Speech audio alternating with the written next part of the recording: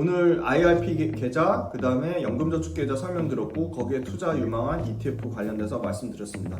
네, 내용이 긴데 당연히 너무 중요한 내용이라서 꼭 처음부터 끝까지 정독해서 보시고요.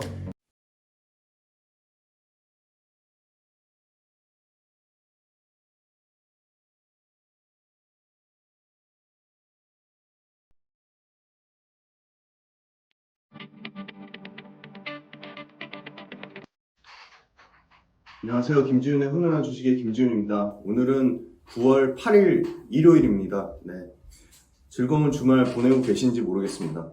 네, 촬영 환경이 조금 바뀌어서 당황스러우실 수 있는데 앞으로 환경은 점차적으로 개선해 나가도록 하겠습니다.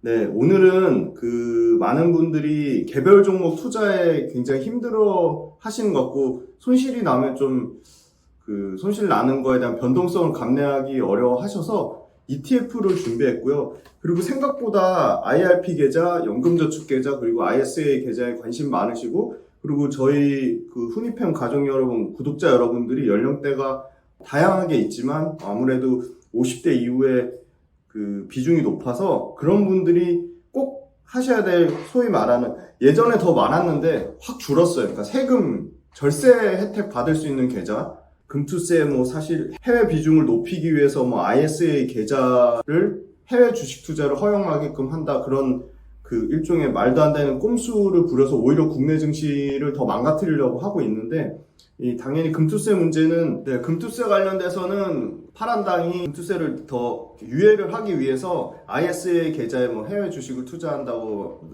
말도 안 되는 소리를 하고 있는데, 그러면 국내 주식시장 망가지고 국내 주식 투자하신 분들 전부 다 해외 투자하라는 건데, 해외 주식 투자에도 엄연히 원래 세금이 매겨지던 거였습니다. 그래서 그거를 어떤 일종의 꼼수로 부리면 안 되는 것 같고요. 그래서 금투세 관련돼서는 이미 상당 부분 고액자산가들이나 많은 개인 투자자분들이 실망을 해서 이미 미장으로 넘어갔고요. 그래서 주식시장이 사실은 주식 투자하시는 거에 대해서 굉장히 좀 선한 대의명분을 가지고 좀 자부심을 가지고 투자하시라고 말씀드린 이유가, 주식 투자에 들어온 돈이 기업들이 고용도 창출하고 기업들이 R&D 연구개발도 하고 기업들이 캐펙스 투자를 하면서 다양하게 기업들이 성장하면서 우리나라 경제를 발전시키는 건데, 그런 자금의 선순환을 완전히 막는 역할을 하기 때문에 금투세는 당연히 좀 폐지돼야 되는 게 맞고, 굳이 금투세를 하려고 한다면 많은 부분들이 제도적으로 보완이 돼야 됩니다. 그래서 금투세 문제 때문에 사실 여러 가지 세제 혜택 관련된 ISA 계좌나 IRP 계좌를 늘리려고 하고 있고요.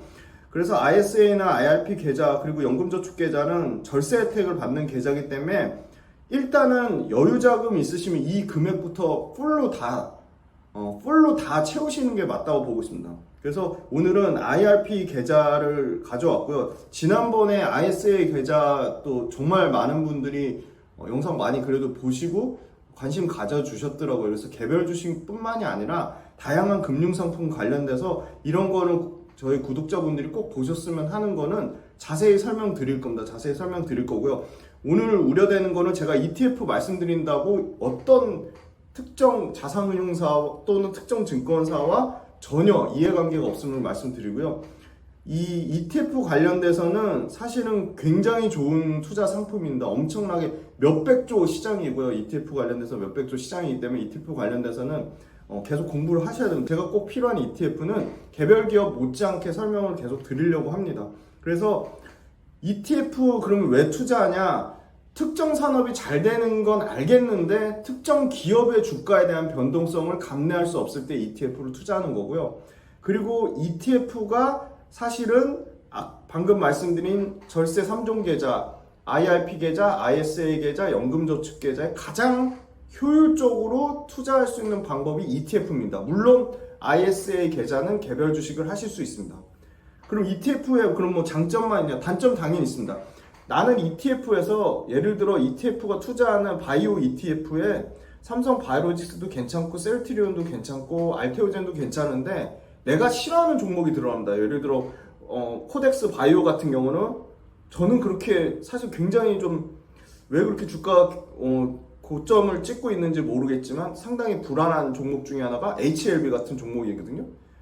HLB 같은 종목이 비중이 높아요. 그런 내가 투자하고 싶지 않은 종목까지 들어간다는 단점이 있어요. 그게 어떻게 보면 유일한 단점이고요. ETF도 너무나 많은 ETF가 있는데 당연히 개별 주식보다 수수료가 비쌉니다. 그래서 수수료를, 비용을 절대, 투자하실 때는 코스트, 비용을 절대로 빼놓고 생각하시면 안 돼요. 아무튼 비용 문제가 들어간다는 단점이 있습니다. 그래서 오늘은 IRP 계좌하고 ETF에 대해서 설명드리도록 하겠습니다. 제가 그 기사 가져오는 거는 쓸데없는 기사는 하나도 안 가져오고요. 기사만 제가 몇십 개에서 몇백 개 보고 그 중에 추려서 갖고 오는 거니까 꼭 보시길 권해드리고요. 최근에 요거 나온 기사 보시면 미국 배당주로 노후 생활비를 마련하는 미당족이라는 게 생겼습니다. 요런 내용이 있고요. 1억 넣었더니 월에 40만원 따박따박 금리 인하 주목할 만한 ETF. 요건 이제 금융주 관련된 ETF가 정부의 저 PBR 밸류업 수혜랑 결합돼서 상당히 인기를 끌고 있고 금융 관련된 지주사나 은행사들의 주가가 상당히 좋은 상황입니다. 그래서 굳이 나는 KB금융, 신한지주 투자 개별 종목에 투자하는 거는 매력이 낮지만 뭐 금융주를 배당 관점이나 금융주를 ETF의 한 섹터로 놓고 하는 것까지는 뭐 제가 나쁘다고 얘기하기는 어려울 것 같습니다. 그래서 금융주 ETF를 섹터의 비중에 예를 들어 뭐 15% 가져가는 전략? 그거 나쁘지 않은데 그거조차도 금융주 ETF도 사실은 상당 부분 여기 보시면 2주의 ETF에서 신한자산운용 솔금융지주 플러스 고배당 요거 같은 경우 연간으로 보면 수익률이 벌써 30% 40%가 넘었습니다.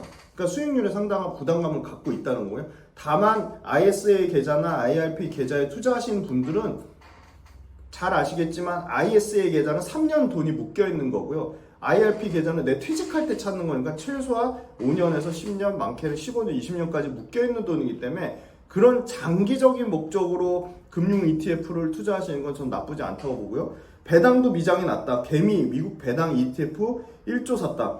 이거 그 배당 ETF, 그러니까 소위 말하는 미국 주식에 투자하는 ETF만 설명하려면 하루 종일 걸리기 때문에 미국 ETF 편은 당연히 제가 별도로 따로 오늘은 국내 ETF만 준비했고 미국 ETF 편을 따로 준비해서 설명 또 드릴게요.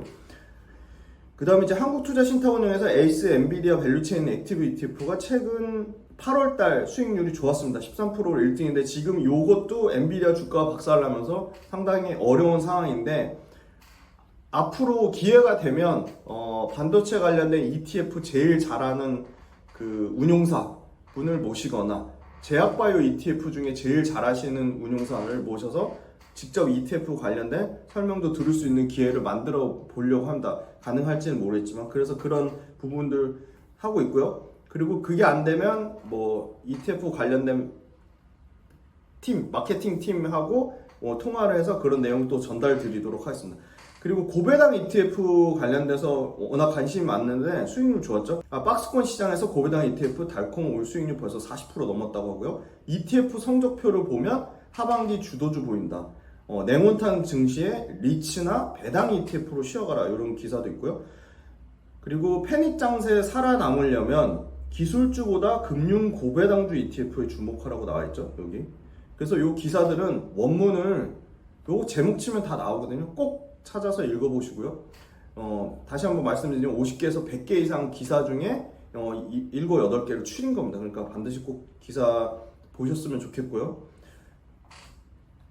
자, 그래서 이제 연금저축계좌가 뭐냐? 연금저축계좌는 개인의 노후 준비 플러스 개인의 금융자산 형성을 동시에 지원하도록 정부에서 세제 혜택 줘가면서까지 만든 상품이에요. 그래서 안 할 이유가 없고요. 당연히 직업 상관없고요. 주부 뭐 다 가입할 수 있고 나이 제한 없습니다. 그래서 자녀 거를 미리 많이 해주세요. 제가 예전에 메리츠 자산운용 다닐 때 정말 많은 분들이 자녀를 위해서 연금저축계좌를 미리 만들어 주시더라고요. 그러면 그 연금저축계좌를 20세까지만 부모님이 내주시고 그 이유는 자기가 내는 거예요. 그래서 의무 가입 기간이 5년밖에 안 됩니다. 최소 5년이고요. 55세 이후로 연금 형태로 수령이 가능한 거예요. 55세 이후. 여기 줄 긋는 거 보이시죠? 그 다음에 연간 최대 이것도 무한정 정부에서 세제 혜택을 주진 않습니다. 1,800만 원까지만 세제 혜택이고요. 1년에 낼 수 있는 최대 세액 공제 금액은 600만 원입니다. 600만 원 여기 600만 원. 그리고 총 급여의 5,500만 원 이하인 분들은 16.5%를 세액 공제 받을 수 있고요. 그럼 얼마죠? 600만 원에 16.5% 대략 114만 원 정도가 됩니다. 그죠? 그 다음에 99만 원 정도가 되겠네요. 그리고 5,500만 원 급여 초과하는 분은 13.2%예요. 그러니까 급여에 따라 다른 거고요. 사업소득 같은 경우는 4천만 원 기준일 거예요. 4천만 원 이상 되시는 분은 13.2% 세액공제 받으시는 거고, 그 다음에 4천만 원 이하는 그죠? 16.5% 세액공제 받으시는 거예요. 그런데 이거 넣어놓고 투자를 안 하고 그냥 연금저축계좌에 연에 600만 원 돈만 넣어놓으시면 그냥 연말정산 때 무조건 세액공제가 됩니다. 99만 원이 세액공제돼요. 그래서 당연히 저도 이제 40대 중반이니까 연금저축계좌, ISA 계좌, 퇴직연금, 뭐 저는 이제 직장을 안 다니니까 IRP 계좌가 다 있겠죠. 그래서 그거를 3종 세트를 최대한 하셔야 되고요. 이걸 하는 이유는 장기적으로 세금 이연 혜택 효과가 있습니다. 연금저축계좌 핵심이 뭐냐? 바로 세제 이연 효과거든요. 자, 국내 여기 잘 나와 있습니다. 국내 상장 해외 ETF의 매매 차익은 15.4%의 배당 소득세가 발생하고요. 타 금융상품하고 이자 배당 합쳐서 2천만 원 초과하면 금융소득 종합과세 대상이 됩니다. 그런데 연금저축계좌로 투자하면 배당 소득세가 지금 당장 세금으로 공제되지 않고요. 55세 이후에 연금소득세, 나이에 따라 다릅니다. 최소 3.3에서 최대 이게 아마 75세 이후면 3.3으로 떨어지는 걸 알고 있어요. 그래서 연금소득세로 정산 분배되거나 재투자 효과를 낼 수 있다. 그 말은 무슨 말이냐? 당장 15.4%를 안 떼고요. 15.4% 배당 소득세 떼는 만큼을 다시 재투자해서 그게 더 연간 복리 효과로 굴러가다가 만 55세 이상 되면 연금에서 연금소득세 3.3으로 떼는 거고요. 네, 그래서 연금저축계좌랑 ISA 계좌는 장기 세액공제 혜택을 극대화하기 위해서 하는 상품이니까 반드시 하셔야 되고요. 아까 연금저축계좌에 투자를 안 하셔도 돈만 넣어도 세제 혜택을 받으실 수 있다. 그런데 또 주의해야 될 점이 있습니다. 총 연금이 연에 1,500만 원을 초과할 경우에, 연에 1,500만 원이면 월에 125만 원입니다. 내가 받는 연금이 월에 125만 원을 총합하면 금융소득 종합과세 구간으로 변화됩니다. 그래서 그 부분 비중 조절을 하셔서 125만 원 밑으로 맞추시면 금융소득 종합과세에 영향이 없으신 거고요. 그리고 자, 요게 신한투자증권에서 갖고 온 건데 참고로 자료로 절세효과 플러스 누구나 가입 가능하고 자유로운 입출금이 가능해요. 그리고 장점은 이제 ETF나 펀드에 투자할 수 있는 건데요. 여기 5,500만 원 그리고 종합소득 4천만 원 이하에서는 16.5% 그러니까 115만 5천 원이 총 세액 공제되는 거예요. 그러니까 내가 그냥 연금저축계좌에 넣어놓고 그냥 16.5% 매년 공제 받으시면 16.5%에 어떻게 보면 확정 수익을 낼 수 있는 거고요. 5,500만 원 초과되면 13.2%니까 92만 4천 원이고요.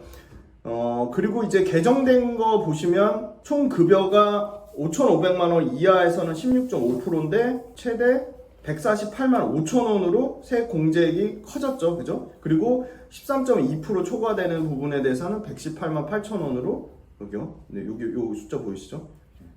금액이 세액 공제 금액이 다소 올라갔습니다.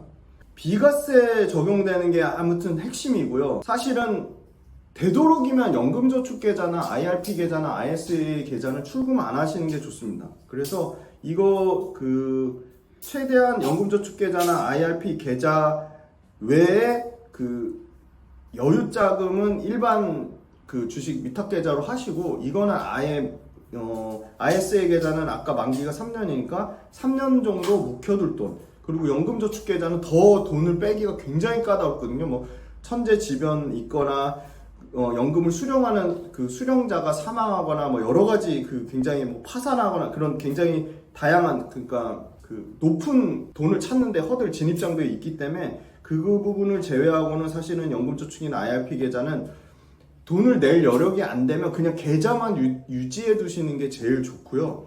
그리고 연금저축하고 IRP 계좌의 총 세액공제 합산 용도는 여기 900만 원입니다. 그래서 900만 원을 어떻게 채우시는 게 베스트냐면, 왜냐면 IRP 계좌는 ETF 중에 조금 더 공격적인 거에 제한이 있습니다. 많이 보셨을 거예요. IRP 계좌는 70%까지만 위험자산에 투자할 수가 있어요. 그러니까 ETF 중에 조금 주식형 공격적인 거는 70%고요. 내가 원하지 않는데 IRP 계좌는 30%는 무조건 의무적으로 채권형 ETF나 안전자산, 예적금 관련된 그 투자를 하셔야 됩니다. 그래서 그런 제한이 있기 때문에 맥스로 주식형의 국내 주식형이나 해외 주식형 ETF에 투자할 수 있는 거는 연금저축이에요. 그래서 연금저축 ETF 투자하실 수 있으니까 연 600만 원까지는 최대한 주식형 ETF, 성장형 주식 ETF에 투자를 하시고, 물론 해외 주식 관련된 해외 주식 관련된 국내 ETF가 있거든요. 그거는 제가 별도 편에서 소개해드린다고 말씀드렸습니다. 그걸 꼭 투자를 하시고요. 그래서 공제는 16.5%, 연에 1,800만 원인데 베스트는 아까 말씀드린 대로 연금저축 600 채우시고, 풀 한도, 연금저축 플러스 IRP 풀 한도가 900이니까 IRP를 300을 채우시면 되고요. 연금저축 600, IRP 300, 네, 이렇게 채우시면 되고요. 둘 다 연금저축이나 똑같이 수령 시점은 만 55세예요. 만 55세. 그리고 가입 기간은 5년 이상이고요. 연금 수령 기간은 최소 10년입니다. 10년. 네. 만 55세니까 56세부터 66세까지 받을 수 있고, 난 돈을 조금 받는 데서 더 길게 받겠다면 56세부터 뭐 80세까지 이렇게 받으실 수 있고요. 세액공제 받지 않은 금액에 대해서는 비과세인데, 세액공제 받은 금액이나 운용수익에 대해서 내가 중간에 찾겠다, 소위 말해서 일시금으로 환급받겠다 하면 기타소득세라고 해서 16.5%를 떼갑니다.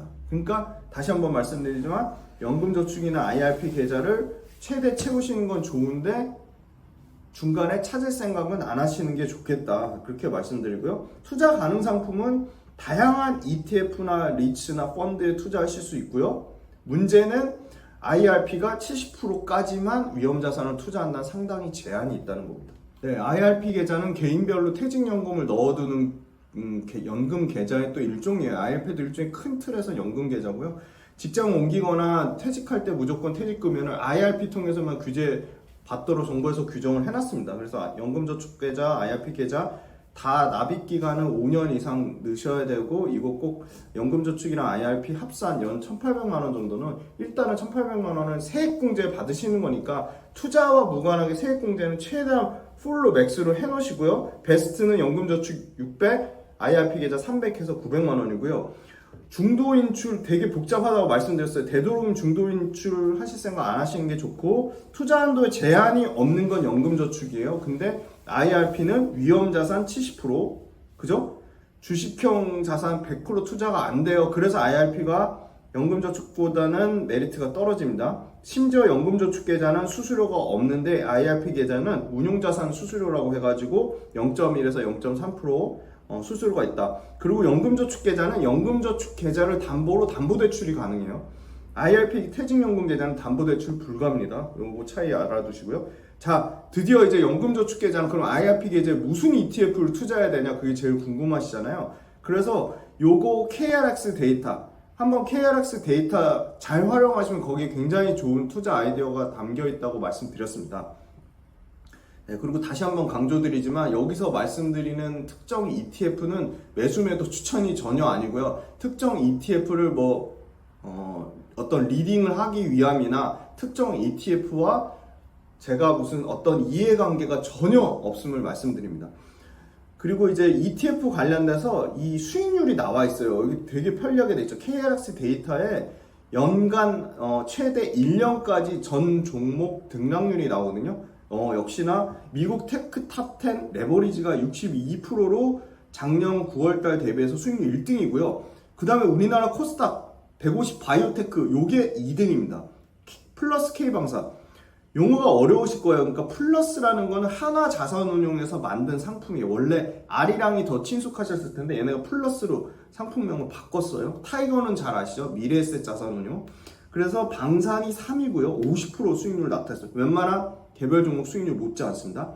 그 다음에 4등이 타이거 인도 니프티 150, 인도 니프티 50 레버리지 이게 47%고요. 인도는 우리가 공부해 볼 만하다. 이제 이미 벌써 제2의 중국 시장을 넘어서 인도가 엄청나게 부각받고 있습니다. 그래서 인도 관련돼서도 포트폴리오의 글로벌 자산 중에 배분 중에 하나로 나쁘지 않아 보이고요.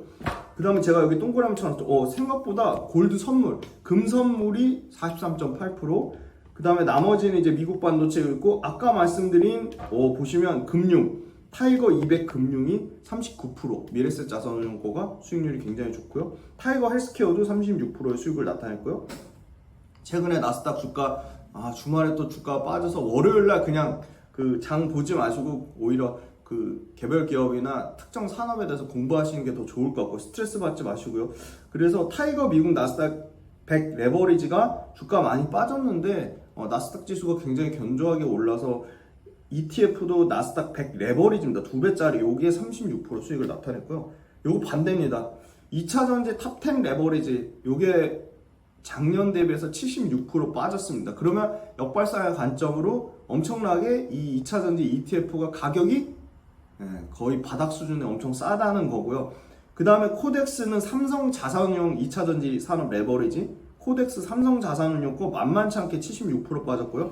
타이거 200 에너지 화학 레버리지, 여기는 2차전지 종목도 들어가 있지만 기본적인 기초석유화학 제품을 만드는 화학회사들이 ETF에 들어가 있습니다. 개별 종목 다루는 기업분석 훈련소에 이런 화학기업 해달라고 요청 주시면 제가 적극적으로 검토해서 그 기업분석 훈련소에서 다뤄드리도록 하겠습니다. 요런 거 재밌네요. 플러스 요건 하나자산운용의 ETF인데요. 글로벌 히토류하고 전략자원, 금속에 대해서 ETF로 담은 건데 마이너스 52%입니다. 그 밑에 코덱스 2차전지 핵심 소재 10 요것도 마이너스 51%고요. 타이거 2차전지, 2차전지가 그냥 싹쓸이해서 엄청나게 많이 부진한 상황이고요. 그리고 눈여겨봐야 될 거는 K-팝 미디어 요게 마이너스 44%입니다. 그래서 이것도 사실 뭐 K-팝에 대해서 피크아웃 논란은 있지만 그러면 우리나라 아이돌들이 이제 해외로 막 진출해서 자리 잡기 시작했는데 이게 그럼 중장기적으로 꺾일 거냐, 뭐 그 미니진 어두워 논란도 있었고 여러 가지 우여곡절은 겪었지만 저는 K-팝은 앞으로 K-팝이 가진 엄청난 이 그 경쟁력, 기획력, 마케팅력, 그 다음에 콘텐츠의 질, 이거를 다른 나라가 그렇게 쉽게 카피할 수 있을까? 그거에 대해서는 상당히 퀘스천 마크이기 때문에 K-팝은 앞으로 중장기적으로 상당 부분 성장할 여력이 남아있다고 보고 있습니다. 왜냐면 미국의 가장 제작, 그 소위 말하는 음반을 제작하는 사에서 K-팝 관련돼서 박진영 대표한테 너네 그 아이돌 만드는 시스템 우리가 따라할 수 없어. 절대로 못 따라해. 그 얘기를 유추해 봐도 K-팝 이거 쉽게 다른 나라가 카피하거나 할 수 없는 산업이라고 보고 있기 때문에 주가가 빠졌다고 그 산업이 꺾이는 건 아닙니다. 그래서 그건 명확한 사실이고, 그래서 K-팝 미디어 같은 경우도 ETF 상으로는 굉장히 많이 하락했지만 오히려 역발상의 관점으로 관심을 가져봐야 된다. 그렇게 보고 있고요. 코스닥이 더 많이 빠졌죠. 그래서 코스닥 150 레버리지가 40% 이상 빠졌습니다. 그럼 앞으로 코스닥이 성장 못할 거냐? 지금은 워낙 코스피가 코스닥보다 압도적으로 수익률이 높은 상황이지만 앞으로의 상황은 또 지켜봐야 된다. 왜냐면 최근에 코스닥의 비중이 높은 제약바이오와 2차전지 주가가 회복되는 모습을 보이고 있고 바이오가 쉽게 안 꺾이고 있습니다. 요거는 IS에 관련된 내용인데요. 19세 이상 거주자, 금융소득 종합과세 대상자 제외하고는 그죠? ISA 계좌 가입할 수 있고, 핵심은 요겁니다. IRP나 연금저축계좌 똑같이 세제 혜택 받는 건데 의무 가입 기간이 3년밖에 안 되고요. 그리고 연에 2천만 도까지 할 수 있어요. 요거 그때 제가 수익 그 비과세 되는 거 200만 원에서 400만 원 늘어났다고 했는데 그거 바로 수정 말씀 못 드려서 너무 죄송하고요. 일단은 현재까지 그 국회 법원에 계류 중인 걸로 아는데 일단은 통상 수익 과세는 200만 원까지 비과세입니다. 지금 ISA 가입자 수 요거 6월 말 기준으로 28조 5천억이에요. 대부분 ISA 계좌에 가입되어 있고 가입자 수도 지금 540만 명을 돌파했습니다. 중개형 ISA 계좌의 요 핵심은 삼성자산운용이 잘 돼 있어요. 일반 계좌는 A ETF로 300만 원 수익 났고 B ETF에서 300만 원 손실 났고 C 주식에서 300만 원 이익이 났으면 그냥 이익에만 과세해요. 그래서 600만 원에 배당 소득세 15.4% 떼가지고 92만 4천 원을 세금으로 떼는 거예요. 어마어마하게 떼죠. ISA 계좌는 똑같은 금융투자 상품에 A 300만 원 수익, B 300만 원 손실, C 300만 원 수익이면 수익 통산을 해요. 손익 통산을 해요. 손실 상계한다고 합니다. 수익 통산 합산한 300만 원 중에 ISA 계좌 비과세 200만 원 제외하고 100만 원에 저율과세 9.9%만 뗍니다. 그러면 100만 원에 9.9%인 9만 9천 원만 세금을 떼는 거죠. 안 할 이유가 없죠. 그래서 ISA 계좌는 무조건 하시고, ISA 계좌 풍차 돌리기 전략이라는 게 있어요. 의무 3년 가입 기간이 끝나면 그냥 그거 방치해 두시는 게 아니라 ISA 계좌 일단 해지 자금은 연금으로 옮겨요. 그래서 연금으로 해지 자금 연금 계좌로 이전한 다음에 연금 계좌에서 세제 혜택 받으시고 10%까지 연금저축계좌 10%까지 추가 ISA 계좌 들어오는 건 300만 원인가 10% 추가까지 세제 혜택 받으실 수 있으니까 그거 최대한 맥스 받으시고 다시 ISA 계좌를 다른 증권사로 재가입하시는 겁니다. 여기 보이시죠? ISA 해지자금 연금 계좌로 이전해서 운용한 다음에 다시 ISA 계좌로 재가입하시는 거예요. 그래서 3년 끝나면 또 다른 ISA 증권사 계좌로 재가입하시면 계속 ISA 풍차 돌리기를 하시는 거예요. 이러면 세제 혜택도 풀로 받으시고 ISA 계좌 방치 안 하고 계속 귀찮으시더라도 관리를 하셔야 돼요.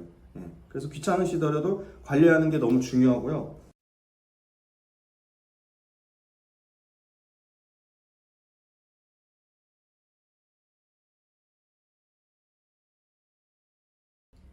개별 ETF를 가져왔어요. 어떤 ETF를 투자하면 좋을까?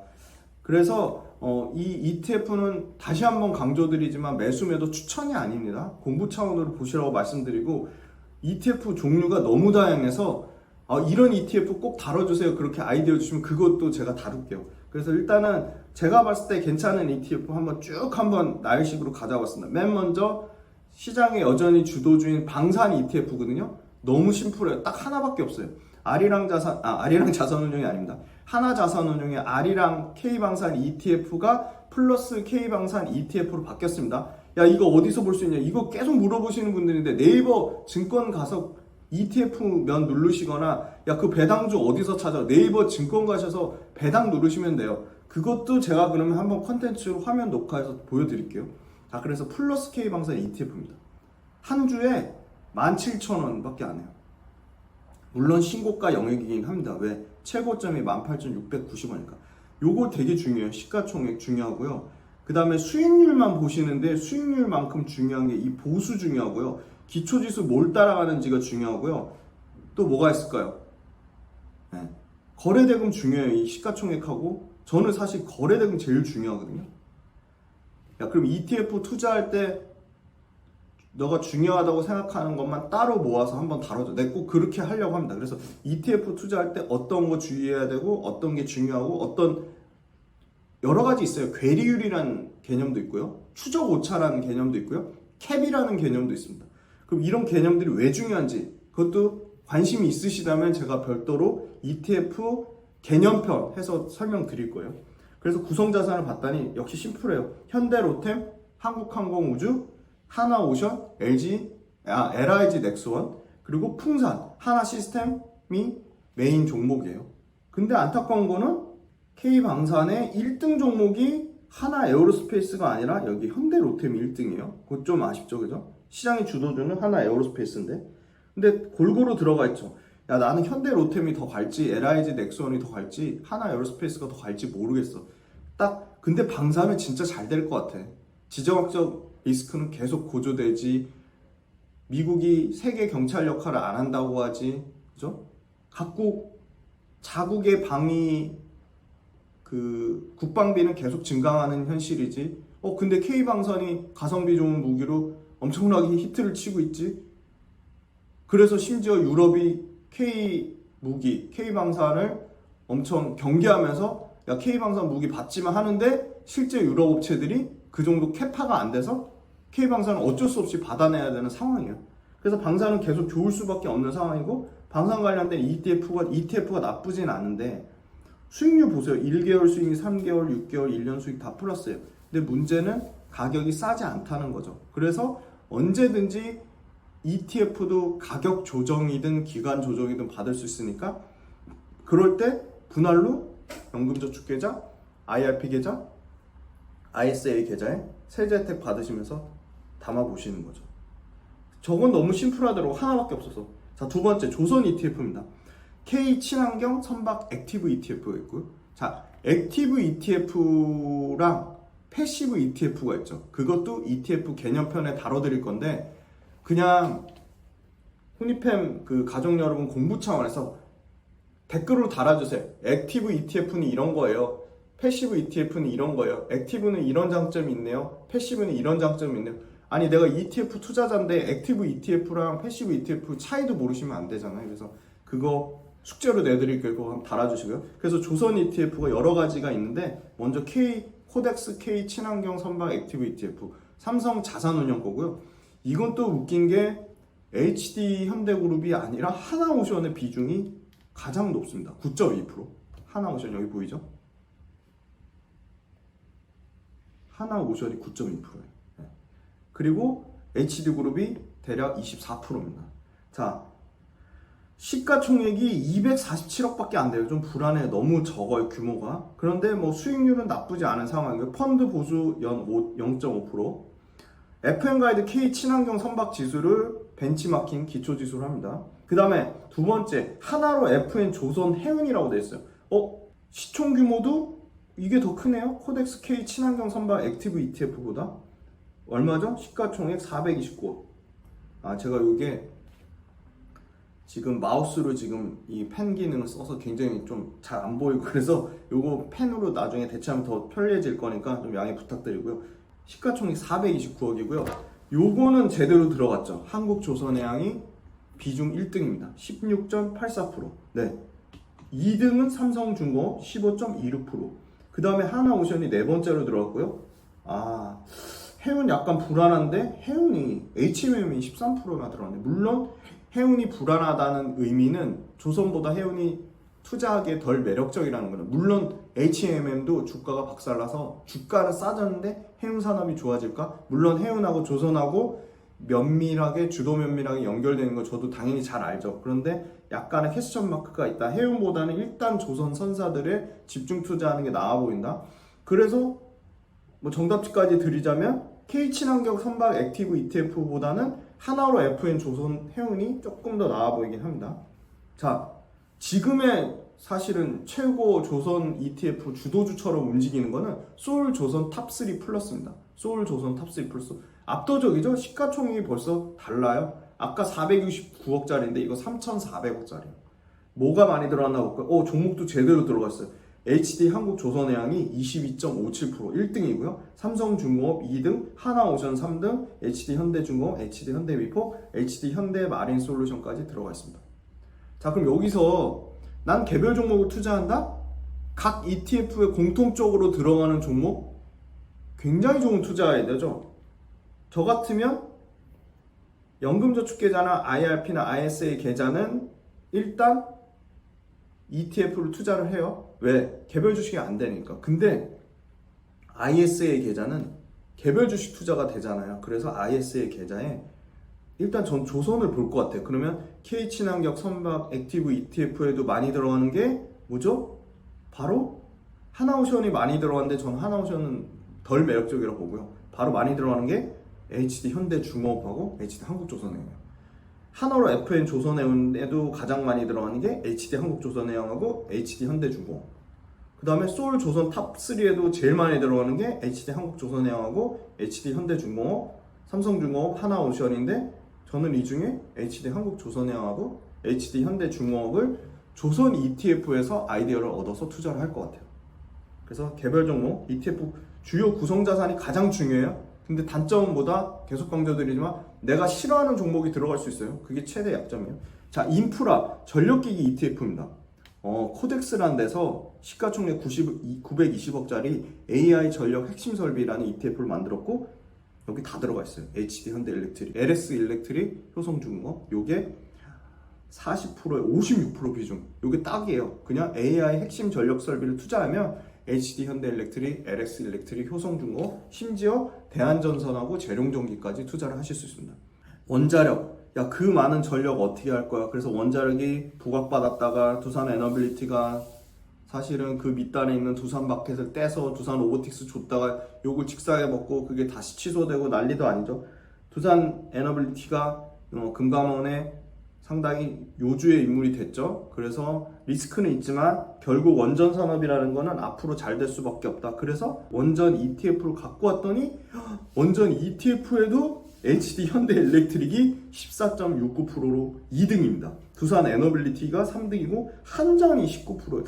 이거는 조금 한전이 두산 에너빌리티보다 더 성장할 수 있을까? 저는 그건 굉장히 퀘스천 마크라고 보고요. 어찌됐건 HD 현대일렉트릭이 원자력 ETF에도 들어가 있다. 그래서 AI 전력 핵심 설비를 투자하는 것도 굉장히 좋은 아이디어지만 원자력 ETF를 투자하면서 나는 두산 에너빌리티의 성장성을 높게 보면 두산 에너빌리티의 전방 산업의 연관인 이 전력기기 원전에 관련돼서 HD 현대일렉트릭이나 LS 일렉트릭도 원전 ETF에 많이 포함이 되는구나. 그래서 이 두 개가 나름 전력기기 ETF로는 연금저축계좌나 IRP 퇴직연금 계좌에 투자하기 나쁘지 않아 보인다. 다음 화장품 ETF, K뷰티라는 ETF도 있는데 그거보다 저는 타이거 화장품 ETF가 일단은 더 괜찮아서 가져왔어요. 왜냐면 시가총액도 크고 거래대금, 이 거래가 활발하게 돼야 되거든요. 당연히 그렇겠죠. 왜냐면 내가 팔고 싶을 때 팔아야 되고 내가 살 수 있을 때 사야 되니까. 심플하게 보면 타이거 화장품 ETF가 K뷰티 두 가지, 결국 화장품에 집중 투자하는 거는 두 개인데 타이거 화장품 조금 아쉬워요. 여전히 LG생활건강의 비중이 제일 높아요. 그런데 특이점은 개인 피부 미용 의료기기 쪽에 절대 강자 APR이 지금 2등이고요. 뭐 제가 좋아하는 VT도 있어요. VT도 있고 실리콘2도 있는데 비중 자체는 밑단에 있다. 약간 화장품 ETF인데 미용 의료기기까지 같이 들어가 있어요. 제가 미용 의료기기 ETF를 찾아봤더니 너무 규모가 적어요. 그래도 미용 의료기기 ETF 뭐 소개해달라고 하면 소개해드리겠습니다. 그래서 아무튼 화장품 ETF는 타이거 화장 ETF 요게 뭐 거의 독보적이다. 시가총액 규모도 2천억 가까이 되니까 크고요. 거래대금도 100만, 1000만, 억, 10억, 70억 정도 거래대금 꾸준히 유지되니까 나쁘지 않은 상황이고요. 여기 거래대금 표시 있죠. 그 다음에 바이오 제일 관심 많으실 거예요. 저도 요새 제약바이오 관심 제일 많고 제약바이오 2차전지 못지않게 앞으로 계속 구조적 성장주로 클 수밖에 없는 산업이라고 보는데요. 바이오도 액티브 ETF가 있고 패시브 ETF가 있습니다. 대표적인 액티브 ETF 진짜 잘하는 데가 이 타임폴리오 자산운용이거든요. 여기 K바이오 액티브 ETF가 있는데 제일 중요한 건 시총규모 거래대금인데 시총규모 거래대금 다 만만치 않죠. 요거는 유한양행을 가장 많이 갖고 있어요. 수익이 나쁘지 않았죠. 거의 신고가 영역이죠. 타임폴리오 K바이오 액티브 ETF 유한양행 다 들어있어요. 알테오젠, 셀트리온, 삼바, HLB, 리가캠까지. 근데 HLB 비중이 높은 게 조금 저는 걸리네요. 그죠? 요 HLB. 요 HLB. 그런데 탑3 유한양행, 알테오젠, 셀트리온 나쁘지 않아요. 요 셀트리온 대신에 삼바가 들어왔으면 더 괜찮았을 것 같은데 요게 있고요. 그 다음에 역시나 똑같은 바이오 액티브 ETF 중에 강력한, 사실 타임폴리오보다 훨씬 규모는 크죠. 삼성 자산운용에서 액티브 ETF만 전문으로 하는 운용사가 삼성 액티브 자산운용이 있어요. 삼성 액티브 자산운용이 따로 있어요. 그러니까 삼성 자산운용이 똑같은 거예요. 근데 와, 시가총액도 기가 막히게 거의 비슷하죠. 1170억에 코액트 바이오 헬스케어 액티브 ETF가 있네. 코액트 바이오 헬스케어 ETF. 요게 이게 뭐 훨씬 좋네요. ETF 구성 종목 1등이 알테오젠입니다. 이건 역대급 신고가예요. 지금 알테오젠이 1등이에요. 13.7%나 들어있고요. 타임폴리오보다 저는 훨씬 이게 좋아 보여요. 그러니까 제 개인적인 의견이니까 참고만 하세요. 저는 당연히 알테오젠이 HLB나 셀트리온보다 훨씬 성장성이 있다고 봅니다. 알테오젠 1등이고 2등이 저희 기업 분석 훈련소에서 다뤄드렸던 적이 있는 리가캠바이오입니다. 훨씬 더 트렌디해요. 알테오젠과 리가캠이 1, 2등이에요. 그 다음에 셀트리온보다 삼바를 먼저 담았어요. 삼바가 3등이에요. 완벽합니다. 에스티팜 들어가 있고 당연히 유한양행이라 최근에 제일 핫한 방사선 동위원소로 이용한 치료제 퓨처캠이 들어가 있어요. 이것도 특징적이네요. 요 상품 괜찮네요. 코액트 바이오 헬스케어 액티브. 사실한 말씀이 아니에요. 그냥 중요한 점을 말씀드렸어요. 그 다음에 당연히 미래에셋 자산운용에 타이거 바이오 탑10이 있어요. 요거 보니까 요거는 삼성 바이오로직스가 1등으로 들어가 있어요. 이것도 주가는 앞에 거랑 다르죠. 앞에 타임폴리오 K바이오 액티브, 코액트 바이오 헬스케어 액티브랑 다르게 주가는 좋지 않아요. 최고점이 13,550원인데 7,400원대예요. 그러니까 많이 가격이 못 오른 거죠, 상대적으로. 근데 봤더니 못 오를 수밖에 없어요. 뭐가 들어가 있냐? 삼바가 1등이요. 그럼 괜찮아요. SK 바이오팜이 2등이에요. 예, 되게 특이하죠. SK 바이오팜을 2등으로 넣어놨어요. 물론 여기도 셀트리온도 들어가고 알테오젠도 들어갑니다. 그런데 저는 이 회사 왜 이렇게 큰지 모르는데 HLB가 지금 5등으로 들어가 있어요. 그러니까 별로 매력적이지 않아요. 그 다음 코덱스, 삼성 자산운용에 코덱스 바이오가 있는데요. 여기도 유한양이 1등입니다. 그런데 여기는 핫한 기업을 넣어놨는데 제약바이오인데 헬스케어 쪽에 가까운 화장품 원료를 만드는 대봉LS라는 회사가 2등이에요. 되게 특이하죠. 대봉LS가 2등으로 돌아와 있고요. 저는 이 회사 충분히 공부해볼 필요가 있다고 봅니다. 퓨처캠이 3등입니다. 그 다음에 지금 주가 역대급 신고가 계속 찍고 있는 파마리서치, 요걸 조금 더 많이 다뤄드렸으면 좋았는데 좀 죄송하고, 파마리서치 주가 조정받으면 다뤄드릴 겁니다. 파마리서치가 4등으로 들어가 있어요. 시가총액 엇비슷해요. 타이거 바이오 탑10은 1471억, 코덱스 바이오 탑10은 코덱스 바이오는 1285. 시가총액 굉장히 중요해요. 이게 시가총액이 너무 작으면 그냥 ETF로 그냥 상장 폐지시켜버려요. 자, 그 다음에 이제 마지막입니다. 예, 엄청나게 궁금하실 드디어 반도체를 가져왔고요. 자, 2차전지 왜 안 하냐? 2차전지 당연히 2차전지 너무 많기 때문에 2차전지 ETF 편만 따로 다뤄드릴 거예요. 걱정하지 마세요. 2차전지 제가 제일 좋아하는 산업이기 때문에 2차전지 ETF만 따로 별도 2차전지 ETF 편 다룰 거니까, 그건 또 앞으로 나올 ETF 그 편 많은 기대에 관심 부탁드리고요. AI 반도체 ETF인데요. 네, 이게 수익률이 굉장히 좋더라고요. 시가총액은 500억밖에 안 돼요. 에이스 어디죠? 네, 삼성자산운용, 미래에셋 자산운용을 강력하게 위협하는 한투입니다. 네, 지금 배재규 사장님 가고 나서 압도적으로 지금 잘하고 있는 한국투자신탁운용의 에이스. 네, 이게 내용이 너무 중요해서 조금 길어졌는데 곧 끝납니다. 힘을 내시고요, 훈이팬 가족 여러분. 자, 에이스 이거 재밌어 하셔야 돼요. 왜냐면 구독자분들의 자산을 증식시켜주고, 제 채널의 가장 큰 목적은 구독자분들의 경제 독립, 경제적 자유를 이뤄서 저희가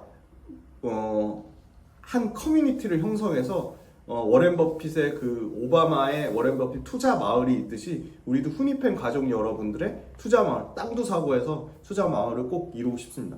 그래서 에이스 AI 반도체 포커스, 여기 보시면 당연히 그렇겠죠. 삼성전자 하이닉스의 비중이 50%가 넘어요. 그러니까 수익률이 좋은데 삼성전자 하이닉스가 수익률을 땡겼다기보다는 아무래도 그 밑단의 3등에 있는 한미 반도체가 수익률을 끌어올렸다고 보는 게 맞을 것 같아요. 그리고 삼성전기가 4등으로 들어가 있고요. 너무나 유명한 삼성전자 쪽에 거의 터줏대감 장비업체 이오테크닉스가 있고요. 또 테크윙이라는 회사도 있고요. 네오셈, ISC, 인호공업, 동진쌤, 이렇게 들어갈 만한 회사들은 골고루 들어가 있는데 한미반도체가 3등에 들어가 있다. 그 다음에 미래에셋의 타이거 AI 반도체 핵심 공정이 있습니다. 요거가 규모는 살짝 더 크죠. 804억이에요. 시총 굉장히 중요하다고 말씀드렸어요. 자, ETF 요거 공부하는 거 재밌어 하셔야 돼요. 왜냐면 IRP 계좌, 퇴직연금 IRP 계좌, 연금저축계좌, ISA 계좌에 ETF 최대한 맥스로 분할로 계속 사서 모으셔야 돼요. 구조적 성장산업. 그럼 그게 훈이팬 가족 여러분, 구독자 여러분들의 앞으로 금융자산을 증식시키는데 굉장히 중요한 역할을 할 거라고 믿습니다. 타이거 AI 반도체 핵심 공정 ETF는요, 한미반도체가 1등입니다. 역시 전반적으로 느끼는 건데 타이거 미래에셋 자산운용이 욕은 먹고 있지만 상품 ETF는 잘 만드는 것 같아요. 그래서 미래에셋 자산운용 그 타이거 ETF 관계자분 한 분 모셔가지고 한번 인터뷰하는 것도 괜찮을 것 같아요. 그 한미반도체가 있고요. 네, 제가 칭찬할 이유가 있습니다. 이수페타시스가 2등입니다. 네, 기가 막히네요, 그죠? 3등 리노공 있고요. 4등에 HPSP가 저 타이거 AI 반도체 핵심 공정 ETF 한 주도 없습니다. 그런데 관심이 너무 갑니다. HPSP가 4등이고요. 테크윙이 5등입니다. 그럼 저 같으면 삼성전자 하이닉스를 58% 잔뜩 담아놓은 에이스 AI 반도체 포커스보다는 타이거 AI 반도체 핵심 공정, 한미반도체, 이수페타시스, 리노공업, HPSP, 테크윙을 더 많이 담은 타이거 AI 반도체 핵심 공정에 관심을 가질 수밖에 없어요. 심지어 타이거 AI 반도체 핵심 공정은 삼성전자나 하이닉스가 시가총액 1등부터 10등 사이에 하나도 안 들어가 있습니다.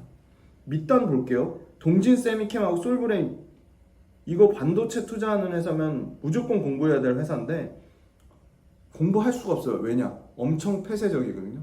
자료가 없어요. 심지어 리포트도 안 나옵니다.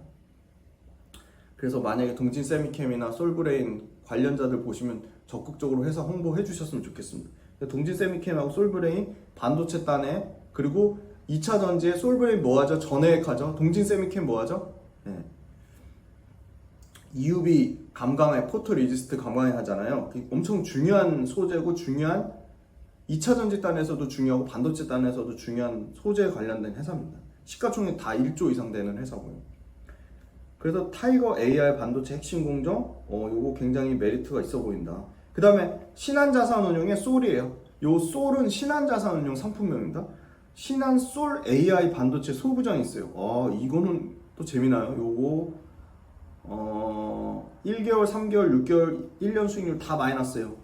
그러니까 지금 소부장이 훨씬 힘드니까 주가가 굉장히 나쁜데, 요거는 한미반도체가 1등인데 진짜 웃긴 거는 SKC가 2등이에요. SKC가 지금 2차 전지 동박 업체인데 유리기판 때문에 주가가 폭등했다가 지금 박살났잖아요. 이 솔 AI 반도체 소부장은 2등에 SKC를 가장 많이 담고 있다. 그게 굉장히 특징적이죠. 또 안 보이네요. 잠깐만. 네, SKC가 2등이고요. 나머지는 비슷해요. 리노공업, 이수페타시스, HPSP, 이오테크닉스, 한솔케미칼.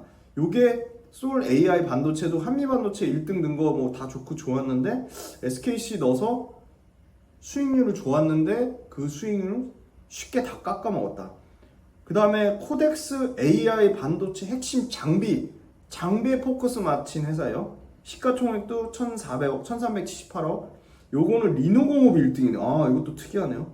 리노공업 1등이고요. 이수페타시스, 한미반도체, HPSP, 이오테크닉스, PSK홀딩스. 제가 요거 PSK홀딩스 공부해봐야 될 회사라고 말씀드렸죠. 자, 그래서 반도체 회사들 봤는데 역시나 타이거 AI 반도체 핵심 공정 요거, 한미, 이수, 리노, HPSP, 테크 요거 괜찮아 보이고요. 코덱스 AI 반도체 핵심 장비 요것도 리노, 이수페타시스, 한미 반도체, HPSP, 이오테크닉스.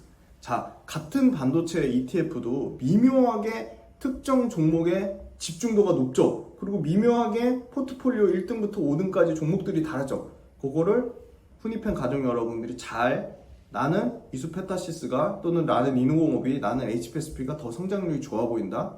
그거를 더 높은 비중으로 담은 ETF가 당연히 주가 수익률 측면에도 차이가 있겠죠. 네, 그걸 꼭 고민을 해보시고요. 요거는 ETF 관련자분들이 나온 인터뷰인데, 자, 해외 ETF는 김동혁 상무님이 얘기한 건데, 해외 ETF 투자엔 건강보험료와 세금까지 줄이는 ISA가 유리하다. 그래서 제가 해외 ETF 편 따로 다뤄드릴 거라고 분명히 말씀드렸죠. 자, ISA 플러스 천기훈 팀장이 말한 건데, ISA와 연금의 절세계좌 패키지는 장기적 관점에서 투자가 유효하다. 당연히 그렇겠죠. 장기적 관점에서 투자가 유효하다. 자, 각종 뭐 타임폴리오 자산운용에서 추천한 ETF 요거 참고하시고요. 뭐 이 중에 굳이 공부를 해보자고 하면 저는 요거 괜찮네요. 요거 안티에이징 바이오 액티브. 제가 미용 의료기기 앞으로 뜰 산업이라고 말씀드렸는데, 미용 의료기기만 투자하는 게 아니고요. 안티에이징 바이오 액티브 ETF는 비만 치료제까지 포함이 되어 있다는 거.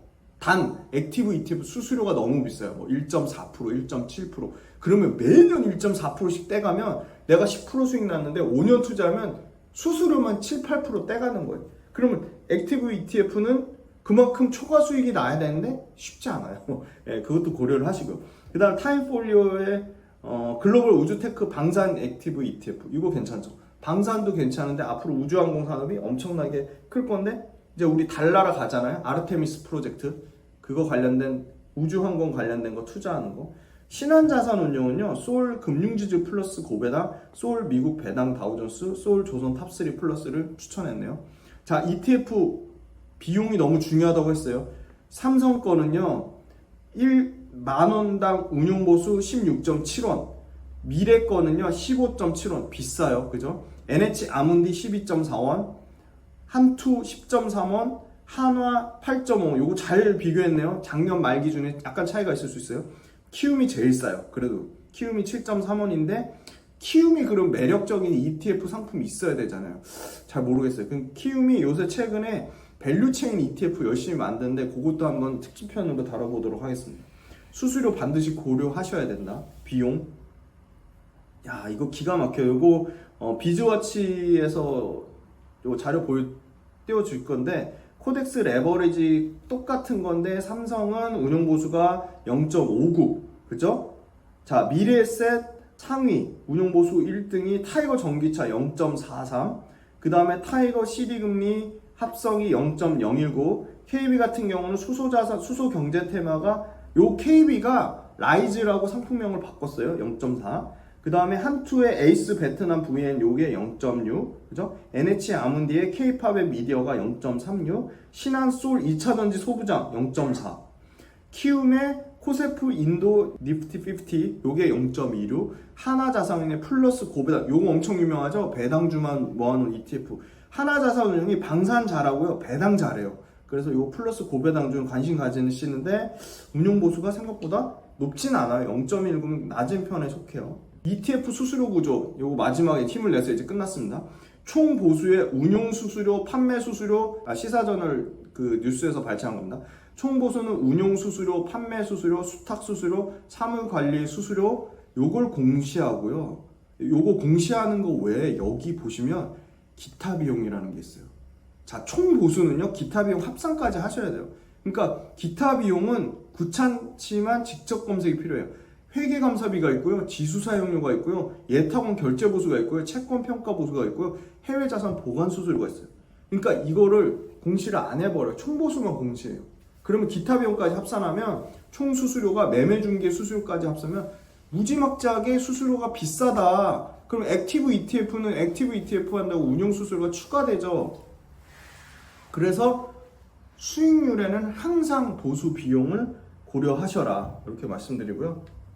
자, ETF 최근 한 달간 8월 말 기준으로 역시나 바이오가 대세요. 타이거 바이오 탑10이 1등이고 반대로 마이너스는 타이거 반도체 탑10 레버리지가 마이너스 1등이에요. 자, 미래에셋 추천도 타이거 바이오 탑10 요걸 했고요. 리츠 왜냐? 배당 많이 주니까 타이거 미국 MSCI 리츠를 금리 하락기의 대표적인 수혜 자산군으로 나타냈습니다. 그래서 각종 자산운용사가 추천하는 ETF는 좀 관심을 가져보실 필요는 있어요. 저 같으면 여기 한 달 상승률 중에 타이거 바이오 탑10 당연히 관심 가질 것 같고요. 타이거 증권보다는 타이거 200 헬스케어 요것도 관심 ETF에 넣어놓을 것 같고요. 소울 금융지주 플러스 요거 관심 종목에 넣을 것 같아요. 저는 금융주가 진짜 투자하기 매력이 1도 없는 산업이라 생각하는데 ETF로 IRP 계좌, ISA 계좌, 연금저축 계좌 한두 개 정도 넣어놓는 거 포트폴리오 분산 차원에서는 나쁘지 않다. 그 다음에 리츠를 투자할 거면 저는 국내보다는 미국 다우존스 리츠가 매력적인 상품으로 보입니다. 그리고 우리 다룬 코액트 삼성 액티브 자산운용이 하는 바이오 ETF 이거 괜찮은 것 같아요. 코액트 바이오 헬스케어 액티브 ETF도 최근 한 달 수익률 좋은 걸로 올라왔다. 반대로 마이너스 있던 거 죄다 반도체죠. 반도체 박살나고 있죠. 타이거 반도체 탑10 타이거 우리나라 전기차만 나쁜 게 아니고요. 타이거 차이나 전기차 레버리지도 하락률 3등에 올라갔어요. 그만큼 반도체 지금 코덱스 AI 전력 핵심 설비 코세프 글로벌 전력 반도체 타이거 미국 필라델피아 반도체 레버리지 이런 것들 다 지금 상당히 안 좋고요. 요런 ETF도 있어요. 요런 것도 재밌어요. 투자 아이디어 너무 재밌어요. MG가 소비하는 형태를 분석한 비타 MG 소비 액티브 ETF라는 게 있습니다. 요거 한번 ETF 특집편에 다뤄주세요 하면 다뤄드릴게요. 비타 MG 소비 액티브 ETF.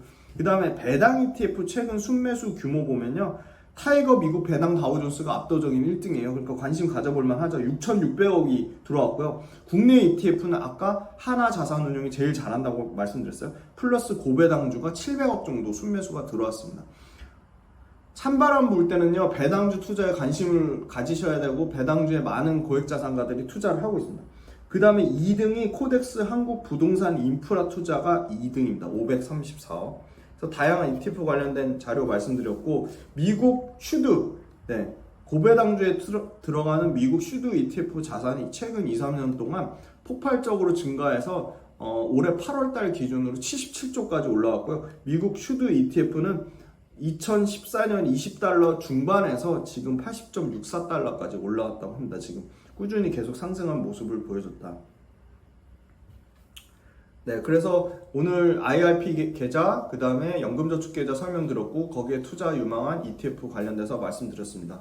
네, 내용이 긴데 당연히 너무 중요한 내용이라서 꼭 처음부터 끝까지 정독해서 보시고요. 그리고 그 투자 관련돼서 다양한 아이디어 주시면 조금 더 그 후니팬 가족 여러분들하고 조금 더 끈끈한 스킨십을 할 수 있는 구독 모델을 생각하고 있습니다. 구독 모델 관련돼서도 많은 아이디어 주시면 좋을 것 같고요.